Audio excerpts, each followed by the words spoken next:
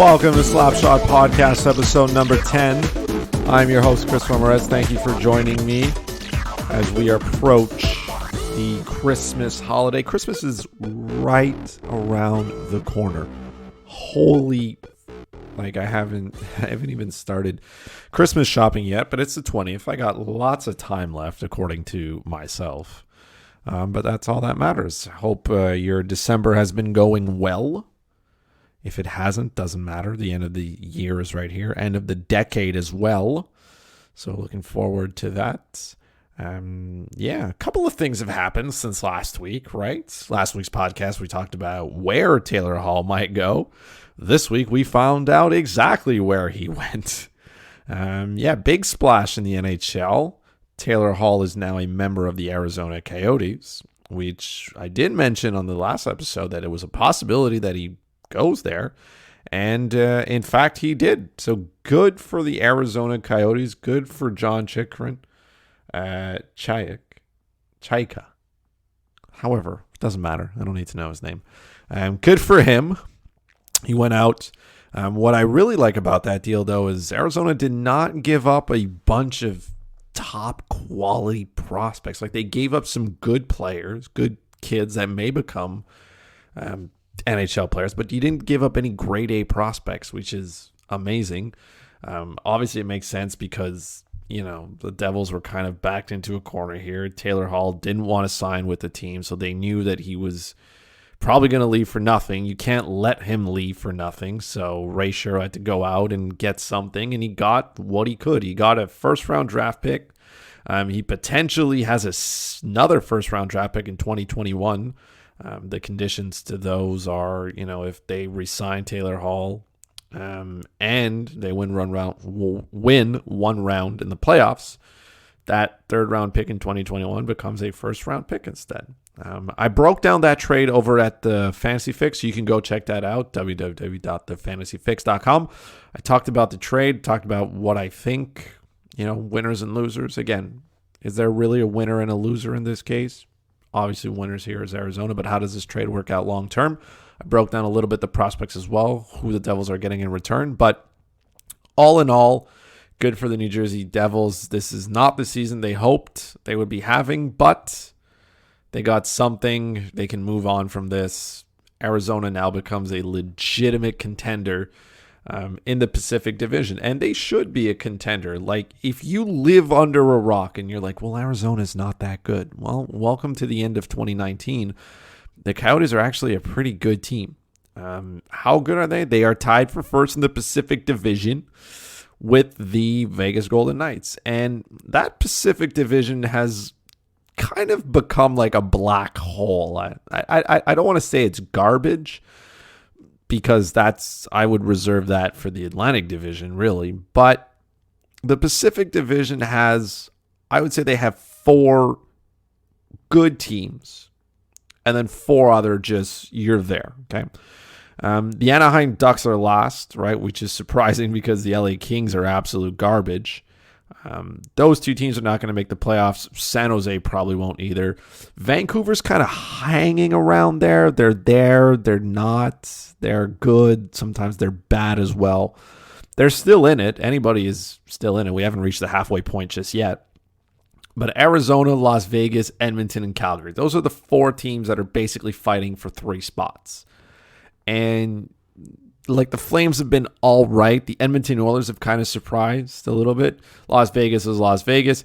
Arizona is, they're a good team. This is not a team that you look at as well and say, well, they don't really score a lot of goals. That's the number one conversation a lot of people have. And they don't score many goals per game.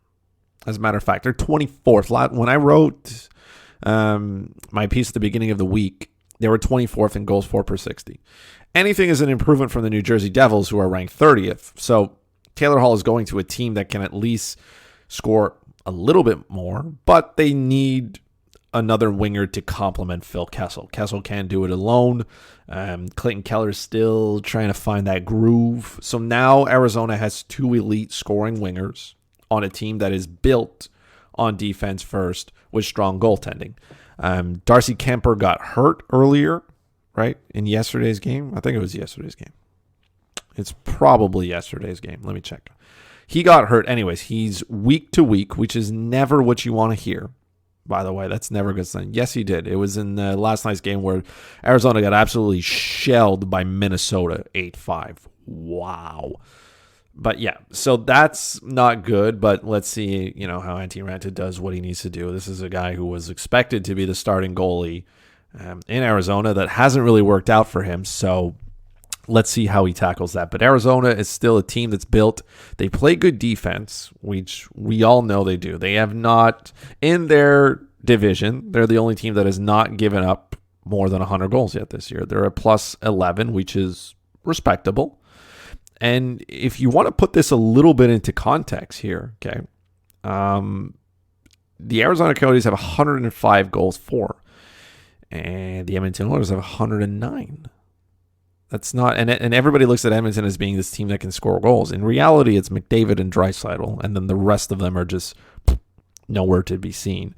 They have more goals than the Calgary Flames do, and like I said, they're a good team that I feel like Arizona doesn't get the respect that they deserve, which is normal because it's hockey in Arizona. So the 35 Coyote fans that are there, they know what's going on. The rest of the NHL kind of just like, Arizona. But I think the Taylor Hall trade for them is obviously good. It brings in an elite goal scorer. It's not like he's at the end of his career. Like, he's 28, Taylor Hall. He is going into unrestricted free agency. The team has already come out.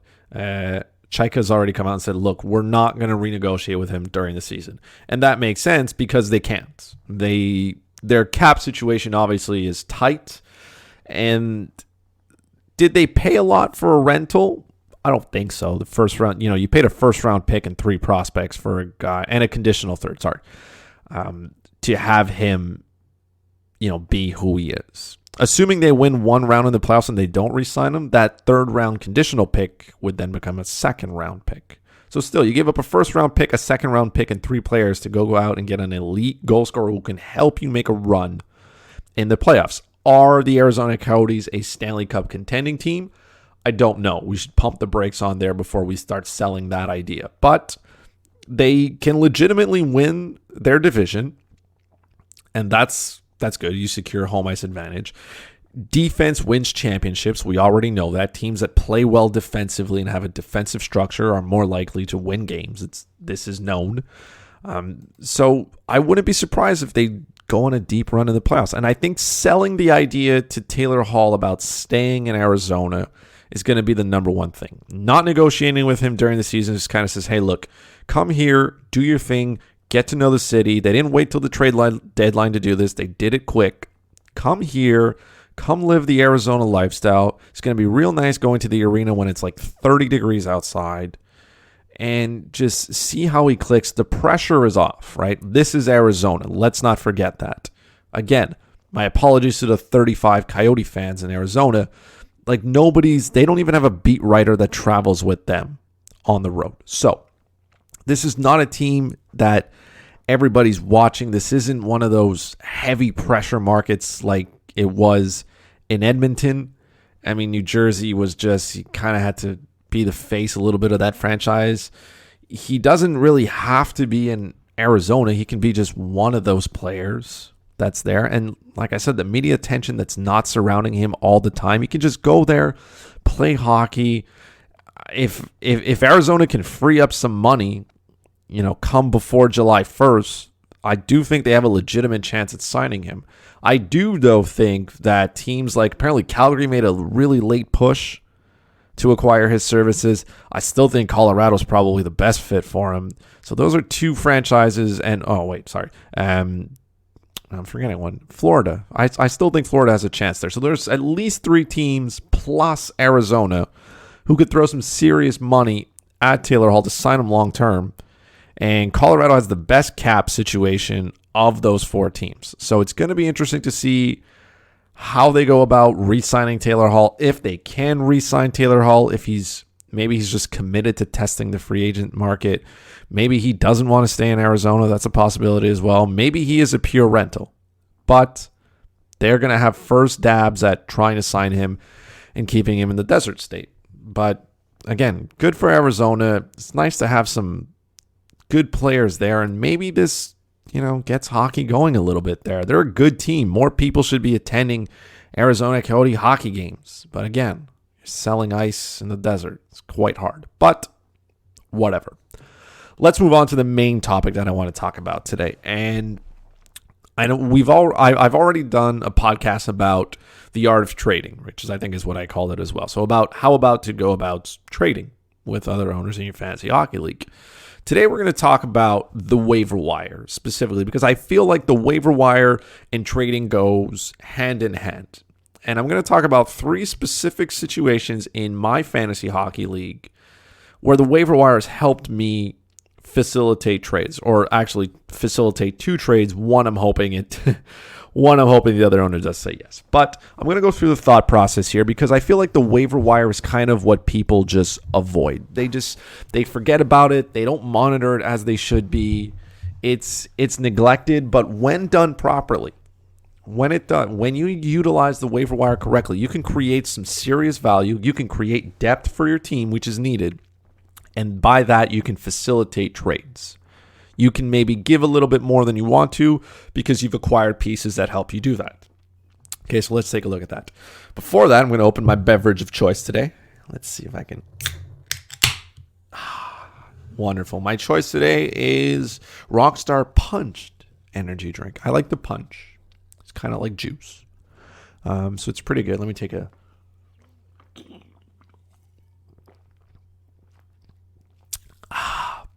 Delicious. Okay, so let's get right into it. So in this league, I've made 2 trades. And the waiver wire has facilitated the process for me to make these trades. Because again, if you're using the waiver wire correctly, first things first about it, okay? You should be looking at the waiver wire every single day. In the morning, at night, doesn't matter where. I would prefer to check it late at night, right? If you stay up late, if you're a late owl or whatnot, whatever they call it, night owl, you should probably check it out because you're going to get into a part where injuries have happened. Maybe some players are out of the lineup. In-game injuries happen. If you wait till the next morning, right? I know there's some people who wake up really early for work. In this league, I'm with a guy who's probably up at 3 a.m. anyways. He gets first dibs on it. It's not a fab, right? So there's no free agent budget, betting and whatnot. It's basically trying to claim players. So yeah, I like to check it late at night. I just want to see what other owners are doing. I want to see who they're adding, who they're dropping. Because if you're adding a player, it means you have a need. And that's probably the position that you lack in the most. Sometimes it'll just be, owners claiming and dropping goalies because they're trying to get spot starts, which is normal because in most leagues, goalies are pretty valuable. For example, this is a 12-team league, okay? 12-team league, most teams carry 3 goalies, okay? That means 36 goalies are off the board. There are not 36 good goalies in the NHL. Okay? There aren't even 30 of them, by the way. There's 32 starters, but even then, again, let's not count Jonathan Quick as a starter, right? My apologies again for if you did read the Fantasy Alarm draft kit. I said a lot of nice things about Jonathan Quick. He was an absolute disappointment. He continues to be one. My apologies again. But anyway, so there's a lot of adding of goalies. I don't really worry too much about that. It's mostly just owners trying to spot start, see what they can get. Unless, which is what happened here in my case, you pick up a goalie and he becomes legit pretty good, i.e. Tristan Jarry. Now again, if you read my stuff over, if you don't read my stuff over at the Fantasy Alarm, you should probably change that. You should become a member. You can get like a massive discount on all their stuff going out right now.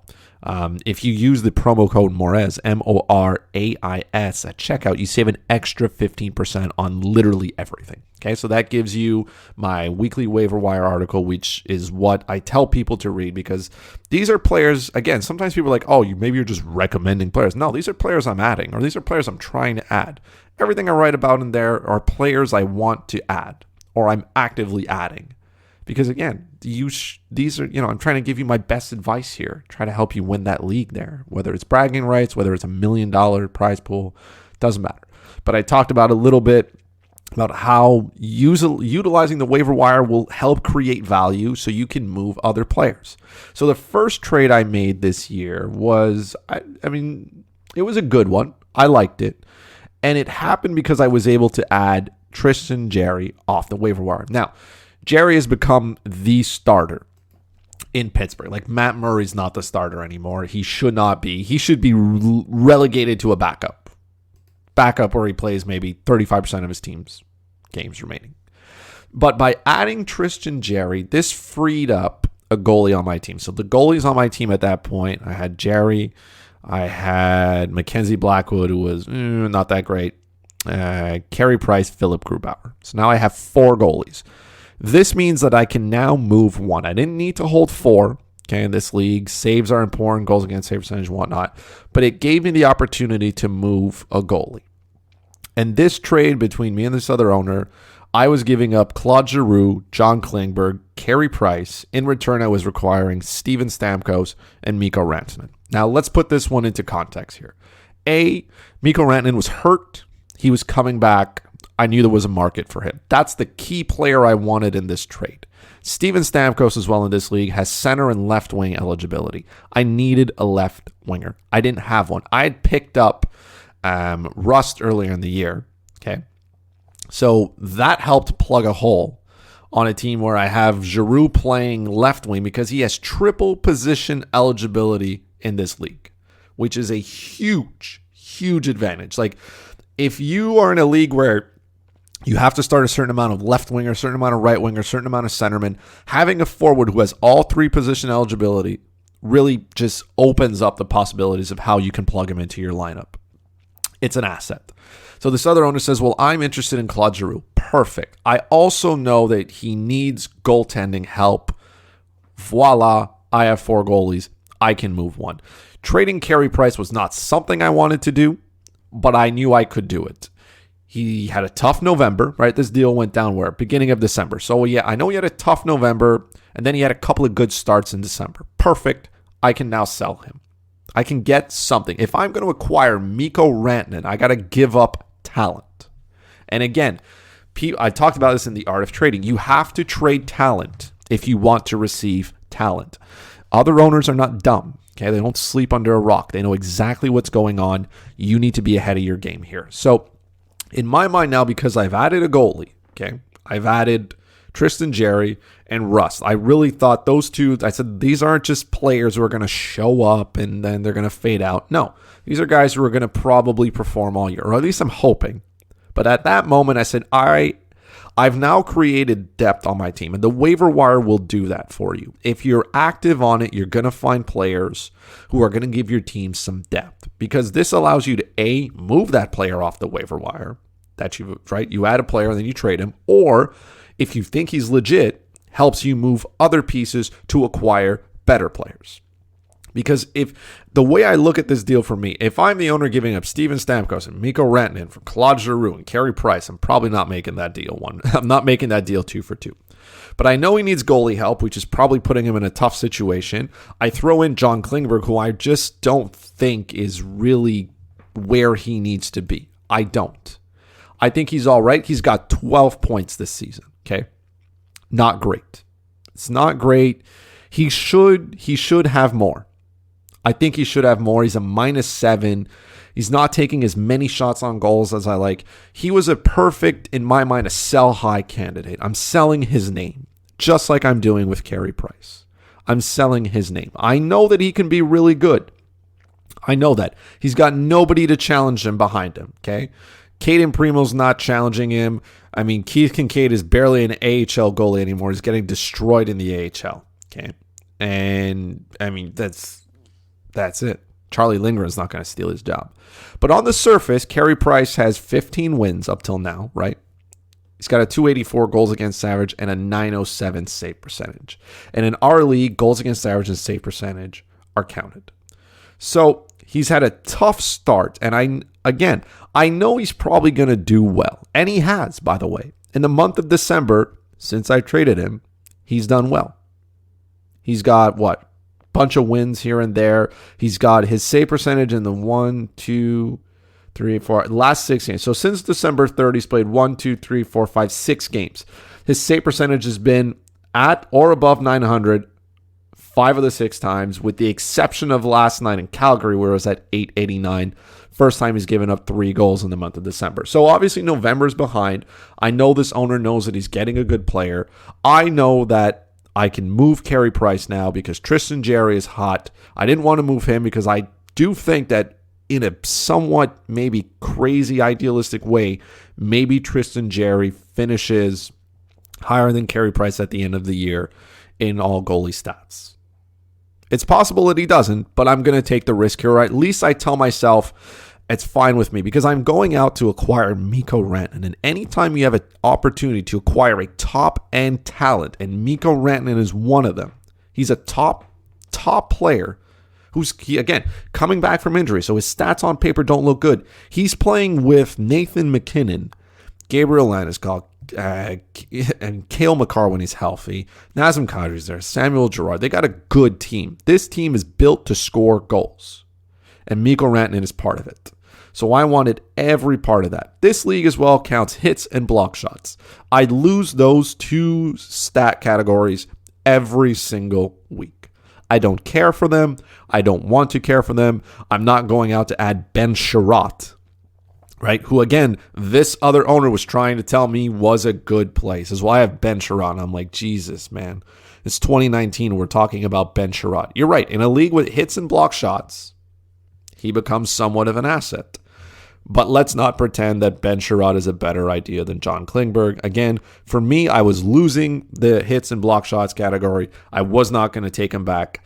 At the same time, I had some players who were injured. I want to free up one of those free spots, right? And it kind of like some people do in fantasy baseball, right? With pitchers, you always have like that one pitcher that you rotate off the waiver wire. You try to spot start other pitchers. You want to kind of have that free spot on your roster. You can get guys going in and out. In and out. If you need to add somebody late in the week, you can get them in. So that's what I like to have. I like to have that free spot. If I don't have that free spot, I'll trade one extra player. I'll do a 2-for-1 deal, or in this case, a 3-for-2. Acquiring Steven Stamkos was also pretty nice because let's not forget that he plays in Tampa Bay with Nikita Kucherov and Braden Point. So he's going to do well. Since that trade, he's done absolutely well. He's scoring some goals. He has 30 points. He's a -7, which kind of sucks. But he's got 30 points. He's taken a whole bunch of shots. I mean, this was really easy for me. B as well here. Okay, he's got left wing eligibility, which again, for me was a must. I'm playing him at left wing because I have too many centers and too many right wings. I need the guy there. Again, I was taking back Mikko Rantanen, who's a right winger. I didn't let this stop me, okay? And I hear this all the time. Well, I have too many players at that position. Look, I acquired another right winger, and I said I'll deal with it later, which when we get to the second trade, I'll talk about how I dealt with it. But again, I'm acquiring a player even if I have too many right wingers where I can't start them. And this, by the way, I added Cam Atkinson off the waiver wire that same week as well because that's the extra player I wanted to add to my roster. He's on the waiver wire. I said, that's a guy I can target. I wrote about it in the waiver wire piece, and I said, this is the guy I want. So I added him. He got hurt now, blah, blah, blah, blah, blah. But at that time, that's the extra player I wanted to get on my roster. So in reality, I'm kind of getting Mikko Rantanen, Steven Stamkos, and Cam Atkinson, which is fine. It's a deal that made sense for me. It's a deal that made sense for him. But again, the waiver wire helped me get there. If I do not add Rust and Jerry, I can't make that trade. I can't because I'm giving up. I don't have the pieces to give it up. I'm not going to roll with Grubauer, who was hurt at that point. I knew he was hurt, but I said I can survive it. That's fine. I'll live with it. I'll go with whatever I got there. And again, Rust, the hole at left wing would have been so big that I still would have had to do something else to fill that void. So because I was active on the waiver wire, because I'm going out and again, not every waiver wire player that you add is going to work out. And if it doesn't work out, it doesn't matter. You drop them and you look for another one. You don't have to fall in love with them. You don't have to marry your waiver wire pickups. They come in, they come out sometimes. Sometimes I add a player and then an hour later, I'm like, what did I do? I drop them. I got 5 ads per week. I'm using all 5. I'm as active as humanly possible because I'm going to find possibilities. The same thing as well with John Klingberg. I traded him away because somebody dropped Werenski. Again, owners are going to panic. This is a league where I have one IR spot. Sorry. So some owners are saying, well, I can't hold on. If your team is hurt, they got to drop it. They should be looking to make a trade, but whatever. Werenski's dropped. I add him. I leave him there. I hold him on my IR spot, and I said, it's perfect with me. Or even, last week? I had him in my starting lineup. He's still on IR, but that's a player I can add. Klingberg and Werenski on paper for me, maybe they finish about the same at the end of the year. So I'm getting my free player at that point if I wanted him as well. Cam Atkinson is the other one that I added. And like I said, I had opportunities. The waiver wire was giving me opportunities to add depth and allow me to do trades. So that's the first one. Second trade here that I made afterwards was today. And now I fix another situation. So I'm looking to add a top center. I have Larkin and I have Taves on my team with Bo Horvat. Like, those are three very similar players right now who are doing a little bit of nothing, but not just nothing enough to drop. I'm not giving them away. I gave away Ryan Getzlaf while I had on my team. Obviously, he was added, and I should have probably kept him and dropped somebody else. But anyways, I didn't do that. So remember how I said I had too many right wingers before, okay? Here's where I addressed the need. So the player I was looking to acquire here is Sebastian Aho. So Sebastian Aho has been hot. Tero Teravainen has been hot. Svechnikov is hot. The Carolina Hurricanes are on fire. Sebastian Aho has 21 goals this season, 105 shots. I really do think he's going to be one of the better players in the league. I think his second half is going to be just as good. This is a player I want to buy into. Okay, perfect. Now I got to give up some talent. Again, because I've acquired some players. And now here's the thought process. Somebody dropped Victor Arvidsson when he got hurt the first time. 4 to 6 weeks. I said, this is a player that can score goals. My team is based on scoring goals, picking up assists, lots of shots, and by some miracle, my plus minus is decent as well. So I'm saying, fine. I'm going to add Victor Arvidsson now, and I'm going to stash him on IR. I'm going to put Werenski in my lineup now that he's healthy. Boom. Everybody's happy. Wonderful. Arvidsson's going to have to come off IR at some point. I really do think he's getting close. He's not right there. Most important thing for me again here, Victor Arvidsson is left wing and right wing eligibility. I can't say that word, but I'm going to get it by the end, I promise. So again, now I have another left winger that I can plug into my lineup somewhere where it works. So for context here, my right wing, Riley Smith, now Mikko Rantanen, Patrick Kane. I have Sam Reinhart and Brock Besser. That's a lot of right wingers that I can't get them all in sometimes. And that sucks. I have too much of a good thing on one side. Again, I still went out to trade for Mikko Rantanen knowing damn well that it was going to happen. Sam Reinhart was playing at center because I have to fit him somewhere in. And I mean, that's just what it was. But again, I hate owners that say, well, I can't acquire. I have too much of this. Doesn't matter. Acquire the best player available. Fix it later. I didn't say, well, I don't want to acquire Mikko Rantanen. No, I want to acquire Mikko Rantanen, and I'll figure it out later. And then I did. That's what I did. I figured it out because I traded Sam Reinhart, Brock Besser, for Sebastian Aho. And in my mind, I'm giving up just a little bit too much here. Okay, Sam Reinhart is on a Buffalo team that's doing pretty well, but he goes as far as Jack Eichel goes in my mind. So Jack Eichel missed last game because he was hurt, and this team looked like an absolute mess. He has 28 points this season. He's got 70 shots, which is all right. He's a -2. Like, he's good, but maybe not good enough yet. He's there, but I said, okay, this was the player I was looking to move. In a lot of the trades that I sent out today, because I sent out a couple of flyers, just seeing what owners were thinking, if they were willing to bite. And this one owner bit right away. No rebuttal, no nothing, no send back. He said yes. He took it right off the bat. I was like, perfect. I evaluated the odds of what he needed perfectly. This is an owner as well, a little bit lower in the standings. Okay, he needs some depth. He needs some players to come in, and he needs to make his team better. If I'm not mistaken, let me check here, because I have my league page open. I think he's last. Is it possible that he's last? He's last, okay? So he's last in our league. And good for him, by the way, for wanting to make his team better. He went out, got what he needed to get done. Boom. That's it. I gave him what he needed.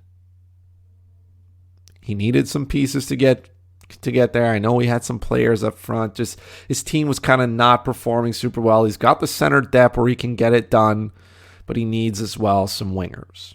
His right wing is not particularly bad, right? But he's adding a right winger, and he's adding players who can make his team better. I didn't want to trade Brock Besser. But like I said, when your right wing is Rantanen and Patrick Kane, and I really like Riley Smith. I think he's come out. I think he's maybe on par with Brock Besser just because the Vegas Golden Knights are such a good team. He's scoring goals. He's got 14 this season, which is nice. I like that. Again, a little bit of a surprise. I didn't think he would do that. Beginning of the year, I was like, man, why did I take him? Boom, I took him because he's good. That's how that works out for me, right? Besser's got more points though, right? He's got 34 points. He's got 12 goals. He's racking up assists. He's gonna keep doing that. So in my mind, the deal that I made here, where I'm acquiring Aho for Besser, is kind of like even a little bit, but again, maybe because goals are important in this league as well, the owner kind of says, well, I don't know. Well, I'm perfectly fine with giving up Reinhart as the extra player because I'm going to get Victor Arvidsson back at some point. And this is where, like I said, if you utilize the waiver wire properly and you're active, at one point, Arvidsson's going to come back. I've basically made, by default, he's giving me Sebastian Aho and Victor Arvidsson for Brock Besser and Sam Reinhart. That's a pretty even deal, both sides, depending on what your needs are. Do I need another centerman? No, I don't need another one. But guess what? I'm going to make my center position better. That's what I'm doing here. I was playing Sam Reinhart at center now. Now I have Braden Point and Sebastian Aho as my centers with Jonathan Toews there. And then, like I said, I have Steven Stamkos who can play center. Thomas Hertl has center eligibility as well.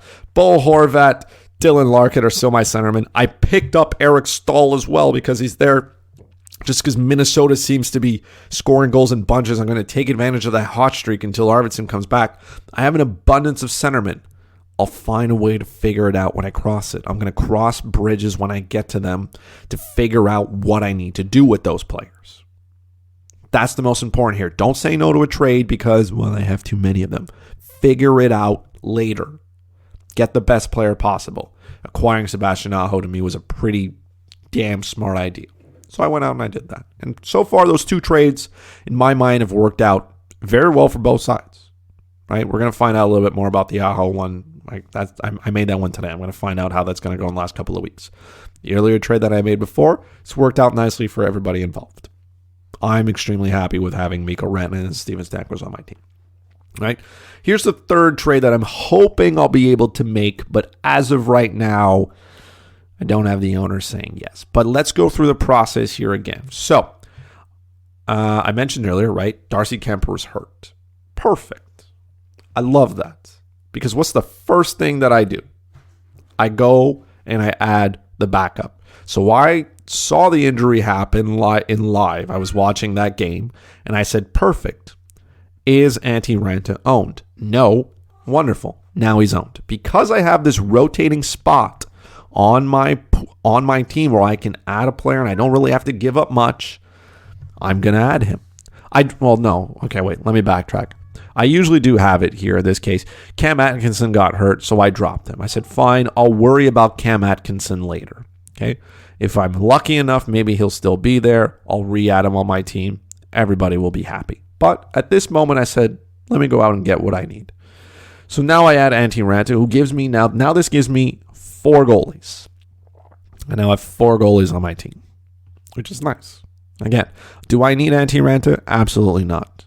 I don't think he's as good as Kemper. Kemper right now is week to week. A little iffy here and there. But in my mind, what I wanted is I need to add Antti Raanta, and I need to find who is the owner who has Darcy Kemper. I found him, obviously, and I said, perfect. Let me try to package a trade together. Let me try to package something, see if I can get this done. Again, I'm asking for one of his better players. I'm looking to add Svechnikov because he's scoring lacrosse goals and he's heating up so quickly. I can pair him with Sebastian Aho, which is never a bad idea. Just like in DFS, if you can pair talented players together, when they score goals and points and whatnot, they go off, everybody's happy, right? So wonderful. I had players like that. I mean, even if they don't play a lot together all the time, I know lines are in and out, but I'm trying to add the best players to my team possible. I can't acquire Teravainen because that's not the owner who has him, but it doesn't matter. Aho, Svechnikov play on different lines. Does at some point something maybe balances out. They play the power play together, blah, blah, blah. It's good enough for me. And then I look to add another player. Now, again, because I have too many right wingers, I still feel like I do, I'm going to look to trade another one. So the deal that I have right now is Antti Ranta and Riley Smith for Svechnikov. Is it a balanced trade? I mean, I'm biased a little bit here, okay? Right? I would say yes. But I'm looking to see if I can take advantage short term of an injury. If, let's say, Kepper's ruled out farther than week to week. Let's say they give him a timetable. Let's say 4 to 6. Well, now this owner's short a goalie, a good goalie, by the way, and he needs something to happen. Am I getting better at a certain position? Absolutely. I'm getting better at a certain position. I'm getting better along the board everywhere. He's gonna get a goalie that he can use. I don't see the need, to carry 4 goalies. I just don't need it right now. I don't need it. I know that Mackenzie Blackwood's kind of like, but the Devils are going to win sometimes. Blackwood has played a little bit better. He's just on a garbage hockey team. But I feel like Tristan Jarry and Philip Grubauer can do most of the heavy lifting for me. That's all I need. I need my third goalie to just, in the proper starts, good matchups, I'll be able to take advantage of it. So again, I'm looking to add a player in Svechnikov who can score goals. The important part as well here, dual position eligibility. I tackle players, or I look to acquire ones that can play 2 positions. Riley Smith can only play 1. He's good. I'd like a player who can play more than 1. Now again, Svechnikov has a whole bunch of points. He's got 36 points. He's taken a bunch of shots on goal. This is a tight one. I don't know if the owner will say yes, but I'm hoping he'll throw me something back if he doesn't like it. But this is the type of trade, again, that I can make, or that I'm at least looking at acquiring a player off the waiver wire that facilitates a trade. That's all you're looking to do with the waiver wire. Waiver wire is good when you have injuries, obviously, because you replace the player, but it's important to scout the waiver wire and look for advantages that you can find that can either help facilitate a trade with an owner, or maybe facilitates your ability to create some depth. Because when you create depth on your lineup, there's one owner in this league, I can't trade with him because he has everything. He has everything. I look at his lineup and I'm like, man, you don't have any holes. Real good guy. I could probably get a trade done with him, but everything that I'm going to send him, like, it's not good enough to acquire maybe one of those talented players that I want. I'd have to still give up maybe too much, or the 2-for-1 deal that I'm trading is not good enough to get him to say, okay, I'll trade one of my superstars away because you don't have any holes, because he does a good job of manning the waiver wire. And I'm like, why are you so good at what you do? So that, to me, like I tell people, is the most important thing about the waiver wire. Stay active. Every day you got to look at it. See what the other owners are doing. Who are they dropping? Who are they adding? Again, if they're adding forwards and players, it's because there's a need. There's a need for something. Do you have maybe a player that can help permanently fix that need? Again, he's looking. That's the first thing that owner is kind of sending out to the entire universe in your pool. This is who I'm adding because I have a need at this position. Me, I like to try to meet that need. Permanently fix it, see if I can get something in return. That's the art of trading, right? Like I said, we talked about it. And using the waiver wire efficiently helps get you to where you need to be. It's helped facilitate 2 of my trades in this league. I mean, my team was I was last. I was garbage. I mean, I was getting blown out earlier in the year. Carry price was not good. My team was not great. I knew I had to make some changes. I didn't panic. Let about a month and a half of the season go through and say, all right, where do I need help? What do I need to do? Actively look at the waiver wire, see if I can I got lucky. I'm not going to lie. I got lucky with a couple of things. I still made some bad decisions as well. I wasn't quick enough on Anthony Duclair. I dropped Jean-Gabriel Pajot, and he's become good. I mean, I let Ryan Getzlaf go for nothing. You know, I haven't been perfect here, but the goal is to have more good pickups than you have bad pickups. That's the one thing. I picked up Josh Morrissey. Not a great ad, but I mean, he fills a need that I have.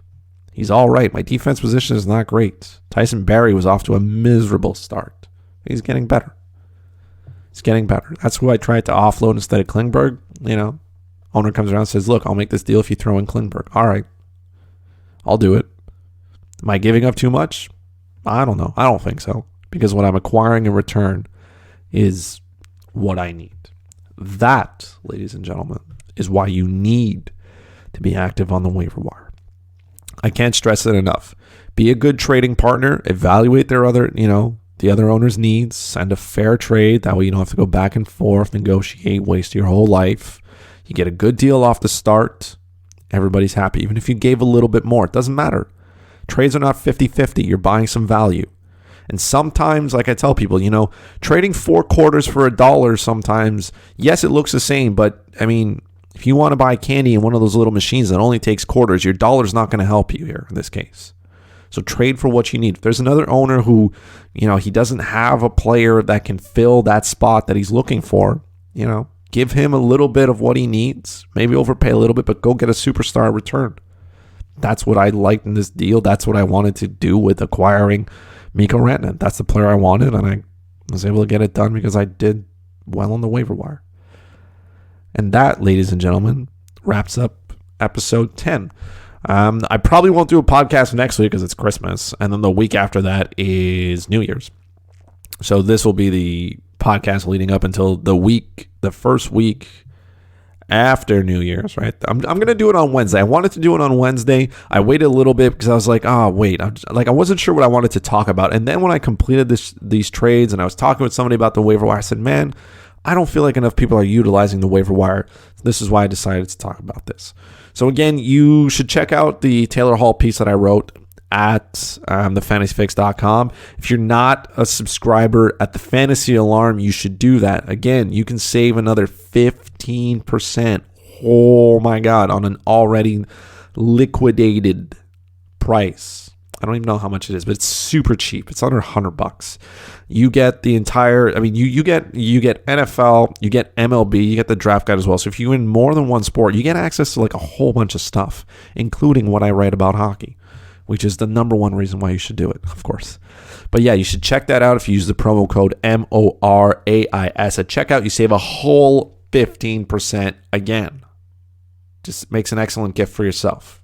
That's it. Ladies, if your man plays fantasy sports in general, DFS as well, daily fantasy sports, if he's big into that, you get the playbook, you get example lineups, you get a whole bunch of great stuff. Just go check it out if that's what you want. As always, you can follow Slapshot Podcast on Twitter at Slapshot Podcast. You can follow me on Twitter at FuzzyChris91. If you have a question, maybe you have a trade, you're not sure if you should pull the trigger, you want to evaluate stuff, slide into the DM. Tell me. I'll help you out here. You can check out the podcast, obviously, in a whole bunch of places. Apple Podcasts, Spotify. You can get it there. Subscribe, rate the podcast, please. Thank you very much. You can get it on Stitcher. You can get it on Podbean. You can get it on the YouTubes. You can get it in a whole bunch of great places. This has been an absolute blast. The end of the year, the end of the decade is here. Happy holidays to everybody who listens to the Slapshot Podcast. Thank you so much. This has been a blast. I can't wait for 2020 so we can talk about different things and just a whole bunch of real-life hockey, fake hockey stuff. I'm so excited for 2020 to show up. What a decade this has been as well. I'm glad that all of you have jumped on board this journey of listening to me ramble on about sports. Like I said, it makes me really happy when people tell me that they listen to the podcast, they love it, and that it helps them in whatever way it can. That's my goal here, is to always make sure that you're competitive in your leagues or that you're looking at certain things, try to keep you on your edge. I want you to win those pools, win those leagues, make that money, or just bragging rights, man. Just bragging rights is important too. I want you to brag and tell people, maybe your resume is empty, but you should probably put, fantasy blank champ, whatever year. That to me is credible. So yes, thank you so much for joining me, and we will talk to each other in the new year. Bye-bye.